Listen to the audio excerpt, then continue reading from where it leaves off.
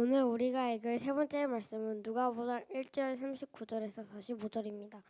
신약성경 누가복음 1장 39절에서 45절입니다.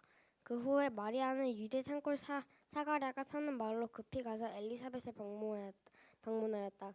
엘리사벳이 마리아의 인사하는 소리를 듣는 순간 엘리사벳의 태중의 아기가 뛰었다. 엘리사벳은 성령으로 충만하며 큰 소리로 이렇게 말하였다. 너는 여자들 중에 가장 복받은 사람이며 내 태중의 아기도 복받은 분이다. 내 태중의 어머니가 나를 찾아오다니 이 얼마나 영광스러운 일인가. 내가 인사하는 소리를 듣는 순간 내 태중의 아기가 기뻐서 뛰었다. 주께서 말씀하신 것이 이루어질 것을 믿은 여자는 정말 행복하다. 아멘. 이는 거룩하신 하나님의 말씀입니다.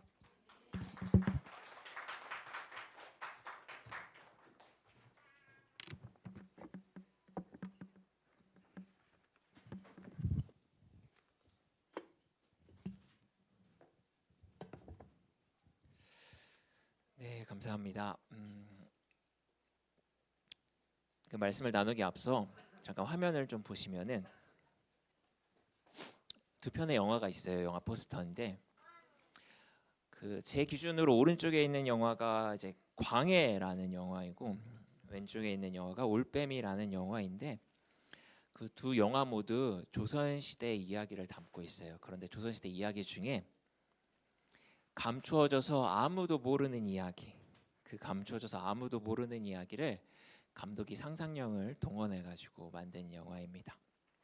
화면 하나 넘겨주시면요, 그 광해의 경우에는 이 조선 시대에 보면은 승정원이라고 있었대요. 승정원이 있어서 거기서 이제 그 왕의 행적들과 그리고 자료들을 모아가지고 기록을 했었는데, 이 승정원의 기록을 보니까 광해군의 15일의 기록이 없다고 합니다. 딱 15일의 기록만 쏙 빠졌대요.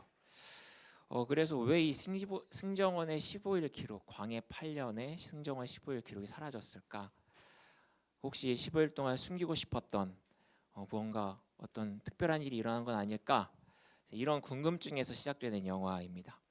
그 영화의 내용은요, 광해군과 똑같이 생겼던, 왕과 똑같이 생겼던 하선이라는 말을 잘하는 사람이 있었어요. 이 사람 평민인데 이 승정원의 최고 책임자인 도승지가 이 사람을 데려다가 왕 대신 나라의 운영을 맡깁니다. 그리고 이 하선이라는 사람이 나라의 운영을 하면서 높은 관료를 위한 정치가 아니라 백성을 위한 정치를 한다는 그런 내용입니다. 아무튼 이러한 사실을 숨기기 위해서 승정원 도승지가 승정원의 15일의 기록, 왕과 똑같이 생긴 평민이 15일 동안 왕 국정을 대신했다, 이거를 숨기기 위해서 15년의 기록을 빼돌렸다는 상상력을 부여해서 만든 영화입니다.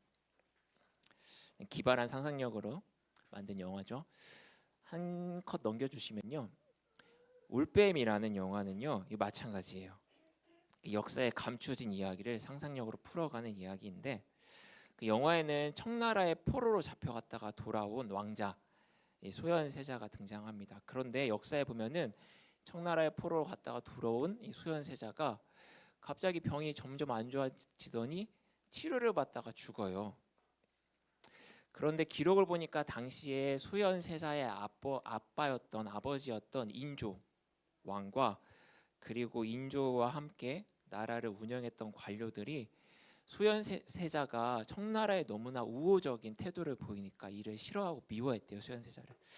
그래서 일부 역사가들은 이거 혹시 소현세자를 아버지 인조가 독살시킨 거 아닌가? 라는 의문을 품습니다. 그리고 영화의 감독은 그 소현세자의 독살설을 받아들이고 이 소현세자를 독살하려는 인조의 계획과 그리고 그 독살을 목격한 한 눈이 보이지 않는 침술사의 이야기로 영화를 풀어갑니다. 한 컷 넘겨주시면요, 광해와 영화 올빼미 이 모두 우리가 타임머신을 타고 그때 당시로 돌아가지 않는 이상 도무지 알 수 없는 이야기를 가지고 만든 영화입니다. 그래서 그때 그 이야기, 15일 동안 무슨 일이 일어났는지, 그리고 수연세자는 도대체 어떻게 죽었는지, 이 이야기는 상상과 추론에만 의존할 수밖에 없는 이야기입니다. 분명 과거에 어떤 일이 일어났어요. 그 존재했어요. 그런데 그거에 관한 기록이 남겨져 있지 않기 때문에 이제 여러 가지 주장이 등장하는 것이고, 또 이렇게 감독의 기발한 상상력으로 영화가 만들어지기도 합니다. 영화 얘기는 여기까지고요. 네, 화면을 꺼주시면 되겠습니다. 오늘 성경 본문을 말씀을 드리겠습니다. 오늘 대림절 네 번째 주입니다. 그리고 그에 맞게 우리가 예수님 탄생에 관한 이 본문을 읽었습니다. 예수님의 탄생 이야기는 교회에서 연극, 우리가 성극이라고 하죠. 성극으로 성탄 전날 밤에 많이 했기 때문에 우리에게 너무나 익숙한 이야기입니다. 동방박사 이야기, 요셉과 마리아에게 나타난 천사 이야기, 목동들에게 나타난 천사 이야기, 그리고 베들레헴 구유에서 태어난 예수님 이야기. 저도 어릴 적에 이 이야기들을 연극이나 찬양으로 교회에서 발표했던 기억이 있습니다. 그 어린 시절 교회를 다녔던 분들은 아마 이러한 추억이 다들 있을 거라 생각이 듭니다. 이러한 예수님의 탄생 이야기는 천사가 등장하고 동방박사가 등장하고, 이러한 이야기들은 성탄절의 기쁨을 한껏 더 올려놓습니다. 그런데 성경을 보면 알 수 있는데요, 우리가 교회에서 성극으로 했던 이 예수님의 탄생 이야기는 하나의 이야기로 쭉 연결되어 있지는 않아요. 예수님의 생애는 마태, 마가, 누가, 요한이라는 이 사복음서에 적혀 있는데, 특별히 예수님의 탄생 이야기는 마태와 누가에만 쓰여져 있고, 그리고 마태와 누가도 서로 다른 방식으로 예수님의 탄생 이야기를 풀어갑니다. 이 마태의 복음에서는 천사가 요셉의 꿈에 나타납니다. 그리고 마리아가 예수님을 출산할 것을 알립니다.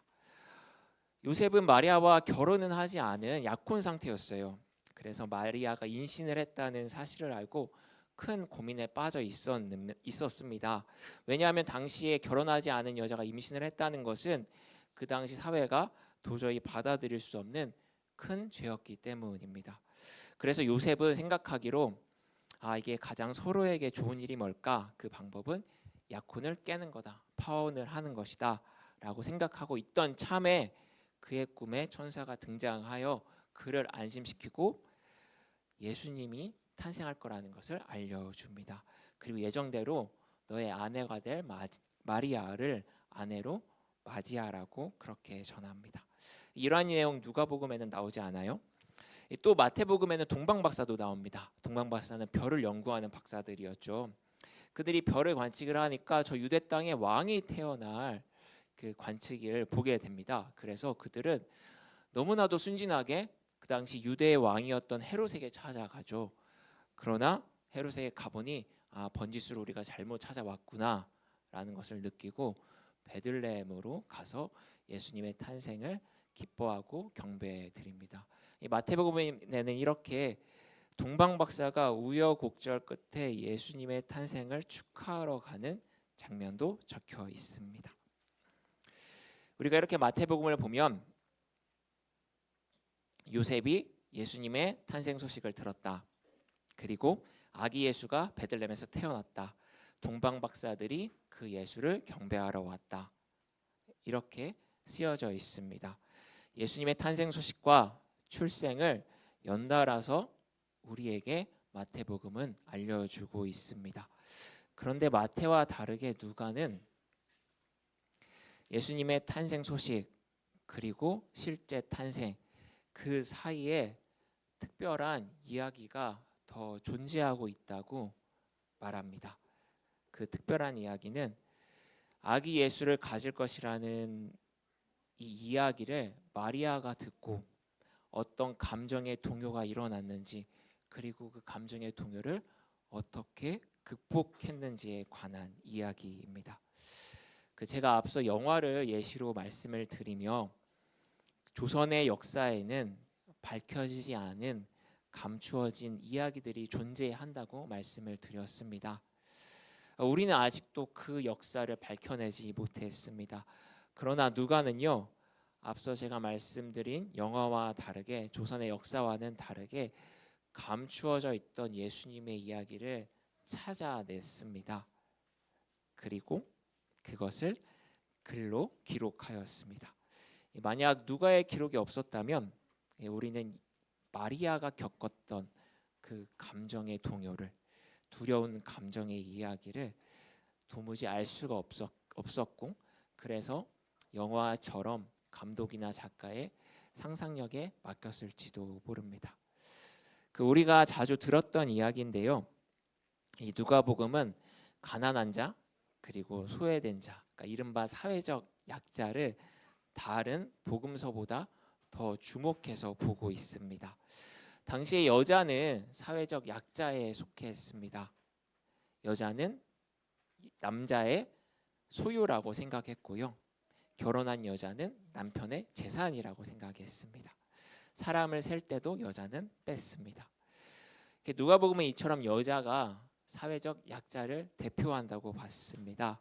그리고 이 사회적 약자를 대표하는 여성의 이야기를 앞세워서 예수님의 탄생을 소개합니다. 그 여성은 마리아, 그리고 그의 친척이자 세례 요한의 어머니인 엘리사벳입니다. 마리아가 예수님을 가진 이야기는 이러합니다. 천사가 마리아에게 예수님의 잉태 임신 소식을 알리기 앞서 세례 요한의 아버지 사가랴에게 먼저 찾아갑니다. 세례 요한의 아버지이자 엘리사벳의 남편인 사가랴에게 찾아갑니다. 사가랴와 엘리사벳은 아이가 없었습니다. 그리고 이미 나이가 너무나 많이 들어서 아이를 낳을 수도 없었습니다. 임신이 불가능했습니다.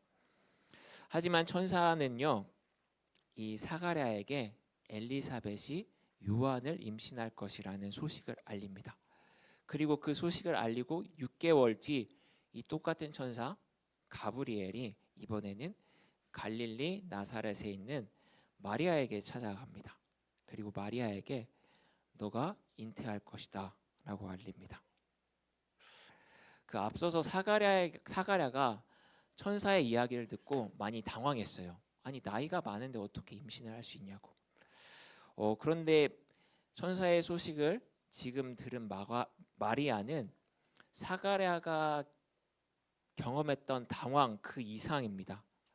일단 천사라는 이 존재가, 낯선 존재가 내 앞에 나타난 것도 두려운 상황인데, 그 두려운 존재가 나는 결혼도 하지 않았는데 나보고 임신을 할 것이다, 잉태를 할 것이다, 이 이야기를 하니 이 얼마나 무서운 이야기입니까? 마리아에게 전한 천사의 소식은요, 우리가 흔히 기쁨의 소식 그러는데 당시 마리아는 그게 기쁨의 소식이 아니었어요. 그 소식은 두려운 소식이었습니다. 그가 들은 천사의 소식은 이제 마리아는 온갖 비난을 받을 것이라는 소식이었습니다. 비참해질 거라는 소식이었고 또 위험에 처할 것이라는 소식이었습니다. 소식을 듣고 두려워하는 마리아에게 천사는 그의 친척 사가랴의 아내이자 그의 친척인 엘리사벳이 임신했다는 사실을 알리며 마리아를 안심시킵니다. 마리아는 천사의 말을 받아들이는 것 같아요. 하지만 그의 마음에는 여전히 설렘보다는 이 두려움이 가득 찼습니다. 그래서 곧장 그의 친척이었던 엘리사벳 집으로 향하죠. 두려움을 갖고 엘리사벳에게 온 마리아를 엘리사벳은 기쁨으로 반겨줍니다. 마리아의 잉태를 복되다고 선언합니다. 그러자 마리아가 품었던 그 두려운 마음, 결혼하지 않는 여성이 아이를 갖게 되었을 때 닥치게 되는 그 엄청난 공포와 두려운 마음이 엘리사벳의 축복으로 인해 완전히 사라집니다. 누가복음은 그때의 마리아의 심정을 찬양으로 표현합니다. 찬양의 표현을 보면 이렇습니다. 하나님이 그의 여종의 비천함을 돌보셨다. 그의 긍휼하심이 두려워하는 자들에게 대대로 있을 것이다. 하나님이 마음의 생각이 교만한 자들을 흩으시고 권세 있는 자들을 내리치셨다. 반면에 비천한 자들을 높이셨다. 줄인 자를 배부르게 하셨다. 이렇게 마리아가 찬양합니다. 아니, 엘리사벳 축복을 듣고 마리아가 이렇게까지 찬양하기에는 이 찬양의 내용이 너무 거창해 보이지 않습니까? 그냥 하나님이 내가 두려워했는데 나를 보살피셨다, 감사하다, 이렇게 끝나는 것이 아니라 교만한 자, 권세 있는 자를 낮추고 반대로 비천한 자를 높이셨다 라고 하며 크게 기뻐하고 있습니다. 이 거창해 보이는 마리아의 찬양은요, 당시 결혼하지 않은 여자가 아이를 갖는 것이 얼마나 비참한 일인지, 비난받는 일인지, 수치스러운 일인지, 또 위험한 일인지를 보여준다 할 수 있습니다. 마리아는 자신이 가진 수치심과 두려움과 비천함이 컸던 만큼 엘리사벳의 축복을 듣고 크게 기뻐할 수 있었던 것입니다. 우리가 보통 비범한 왕들의 그 출생의 이야기를 들으면 굉장히 신비스럽습니다. 그 로마를 건국한 왕의 건국 신화를 봐도 그러한데요. 그의 어머니는 공주였고 아버지는 신이었다. 출생 당시에 죽음의 고비를 넘겼다. 이런 이야기를 배경으로 합니다. 우리나라 건국 신화인 당국 신화를 봐도 이 신비로움에 감싸져 있습니다. 그 예수님의 출생 이야기도 탄생 이야기도 겉으로 보면 굉장히 신비스러운 것 같아요. 천사가 등장하죠. 신비롭고 비범해 보입니다. 하지만 누가복음은 그 신비롭고 비범함 뒤에 감추어진 마리아의 비천한 이야기를 고스란히 드러냅니다. 누가는 이 비천한 마리아의 이야기를 통해서 우리가 왕이라고 고백하는 예수님은 비천하고 두려운, 그래서 숨기고 싶은 이야기를 배경 삼아 태어나고 있음을 밝힙니다. 비천함과 두려움이 일상이었던 가난한 자, 아파하는 자를 위해서 예수님이 오셨다는 것을 누가는 우리에게 알려주는 것입니다. 이 가브리엘이 마리아에게 예수님의 잉태 소식을 전하기에 앞서서 사가랴에게 먼저 요한의 임신 소식을 알리는데요. 사가랴는 당시에 제사장이었어요. 그리고 사가랴가 천사를 만났을 때 그는 성전에서 분향을 하고 있었습니다. 제사장과 성전, 이스라엘 사회에서 존중받고 높임받는 위치를 말합니다. 한편 제사장 사가랴에게 소식을 전한 천사는 6개월 뒤에 마리아에게도 전하는데요. 마리아는 사가랴와는 완전 반대로 나사렛 천한 동네에 살았던 한 여성이었습니다. 이 누가복음은 이렇게 높임을 받는 위치에 있는 사가랴와 반대로 비천한 존재로 여겨지는 마리아를 연결함으로 낮고 가난한 한 여성을 통해 예수님이 태어났으며 그가 낮고 가난한 자, 세상에 인정받지 못하는 자가 복된 존재가 될 수 있음을 알려줍니다. 곧 성탄입니다. 이 성탄은 종교를 떠나서 모두가 즐기는 날입니다. 교회를 다니지 않아도 성탄을 설레면서 기다려요. 이 성탄절 당일에 보면 극장, 카페, 번화가에 사람들이 북적입니다. 이 파티도 많고 즐길 거리도 많습니다. 이 성탄을 이처럼 대부분이 좋아합니다. 기뻐하는 날입니다. 성탄이 이렇게 된 이유에는 상업적인 이유가 크죠. 우리가 잘 알듯이 이제 성탄이 온다는 것은 교회가 아니라 백화점에 설치되어 있는 커다란 성탄 트리를 통해 우리는 먼저 알게 됩니다. 올해는 백화점들이 매출이 낮아가지고 가을에 매출이 낮아가지고 이 성탄 이벤트를 예년보다 좀 빨리 앞당겨서 했다고 합니다. 성탄을 그 누구보다 올해는 백화점이 먼저 알린 것입니다. 이 교회보다 백화점이 더 기다리고 좋아하는 크리스마스, 교회 다니는 사람보다 파티를 좋아하는 사람들이 더 좋아하고 기다리는 크리스마스. 우리가 이것을 어떻게 말해야 될지 잘 모르겠습니다. 아무리 상술이라고 하더라도 이 상술 때문에 크리스마스가 모두가 기다리는 날이 되었으니까, 모두가 기뻐하는 날이 되었으니까 이 좋은 면이 있다고 해야 할지 모르겠습니다. 하지만 분명한 것은요, 우리가 기다리는 성탄은 못 사람들이 기다리는 성탄과는 차이가 있습니다. 우리의 기다림은 이 흔히 말하는 성탄의 설렘, 크리스마스의 설렘과는 거리가 있습니다. 흔히 말하는 크리스마스의 설렘은 백화점에 전시되어 있는 저 멋진 물건을, 저 화려한 물건을 내가 살 수 있느냐, 혹은 선물로 주고 받을 수 있느냐에 따라서 설렘의 강도가 달라집니다. 또한 성탄에 함께 즐길 수 있는, 나와 파티를 즐길 수 있는 사람이 있느냐, 얼마나 성대하고 재미있는 파티를 열 수 있느냐, 그 여력에 따라 즐거움과 기쁨의 크기도 달라집니다. 하지만 성경은 이런 크리스마스의 설렘, 기다림을 말하지 않습니다. 반면 성경은, 특별히 누가복음은 예수를 기다리는 우리를 가장 비참한 이야기, 비천한 이야기로 초대합니다. 그리고 별로 유쾌하지 않은 이야기를 우리에게 들려줍니다. 마리아의 이야기는 별로 유쾌한 이야기가 아니에요. 나사렛의 한 여인이 경험하고 두려워했던 이야기, 비천한 여인이 경험했던 이야기, 그 이야기를 우리에게 알려주고 그 이야기에 우리가 머물며 이 대림절의 시간을 보내라고 합니다.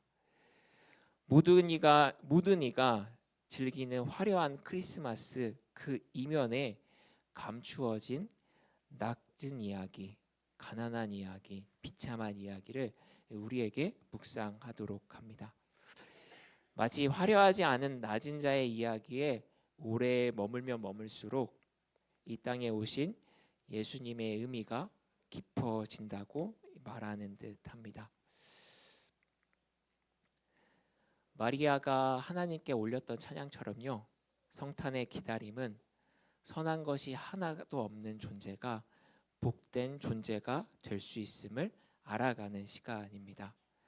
혼란스러운 삶이 아름다워질 수 있고 또 새롭게 창조될 수 있음을 기억하는 시간입니다. 가진 것이 없어도, 함께할 사람이 없어도, 외로워도 슬퍼할 필요가 없음을 알려주는 시간이기도 합니다. 오히려 그게 더 기쁨의 이유가 된다고 말하는 시간입니다. 왜냐하면 예수님이 그 가난과 그 슬픔의 이야기를 토양 삼아 구원의 아름다운 이야기를 만들어 가셨기 때문입니다. 우리의 대림절의 시간이 가난함과 비천함이, 비참함이 풍족해질 수 있다는 사실을 깨달아가는 시간이기를 바랍니다.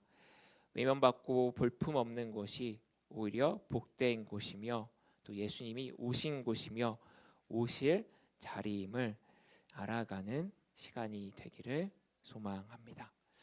우리 이 시간 함께 찬양하겠습니다. 하늘의 문을 여소서, 함께 찬양하겠습니다.